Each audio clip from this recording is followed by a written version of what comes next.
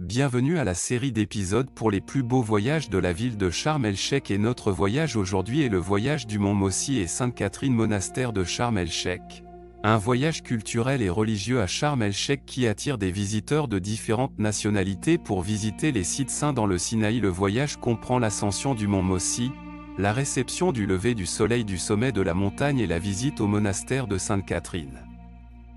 Le mont Musa est situé au milieu du Sud Sinaï à 220 km de la ville de Sharm el-Sheikh et est nommé mont Musa en proportion du prophète de Dieu Musa Ali al-Salam, qui a parlé comme un seigneur du sommet de la montagne et a reçu les 10 commandements en conformité avec toutes les religions divines. Le mont Mossi a une longueur de 2285 mètres. Le monastère Sainte-Catherine est l'un des plus anciens monastères du monde, construit en 545 par l'impératrice Hélène, mère de l'empereur Constantin, et le monastère Sainte-Catherine est situé à l'ouest du mont Mossi. Le monastère de Sainte-Catherine possède de nombreux monuments, dont le puits d'où le prophète de Dieu Musa a bu et arrosé les brebis de ma fille, le prophète de Dieu Shuaib, après que les bergers ont mis une énorme pierre sur la buse, de sorte que personne ne pouvait le déplacer, mais le prophète de Dieu Moïse a réussi à soulever la pierre, arroser leurs moutons et puis remettre le rocher en place.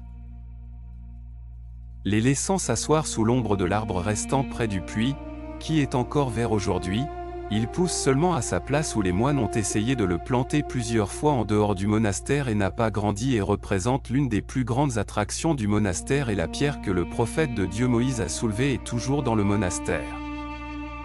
Il y a aussi une mosquée construite à l'époque fatimide et une église historique avec de nombreux dons de rois et de princes en plus des icônes, les restes de Sainte-Catherine et une bibliothèque de manuscrits, la deuxième plus grande bibliothèque de manuscrits après le Vatican.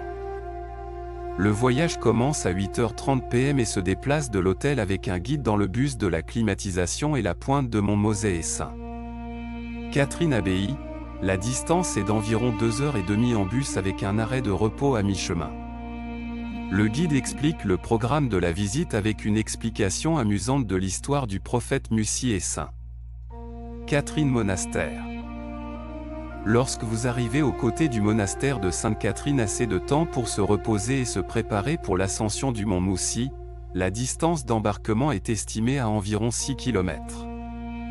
La moitié de cette distance, nous allons marcher et l'autre moitié, nous allons monter sur quelques 750 échelles et il y a un certain nombre de cafés le long de la montagne Mossi pour se reposer et boire du thé ou du café. Lorsque vous grimpez à flanc de montagne, vous devez attendre de recevoir le lever du soleil dans une vue à couper le souffle et de charmer les cœurs de sa splendeur et beauté. Après cela, descendre de la montagne et revenir au monastère et prendre le petit déjeuner. Le monastère Sainte-Catherine ouvre ses portes aux visiteurs à 9h. Accès au monastère Sainte-Catherine est vu sur l'arbre suspendu, le puits de Sedna Mos, la bibliothèque de manuscrits, les icônes, la mosquée, l'église et les vestiges de Sainte-Catherine. Après avoir visité le monastère Sainte-Catherine, retour à Sharm el-Sheikh à 22h.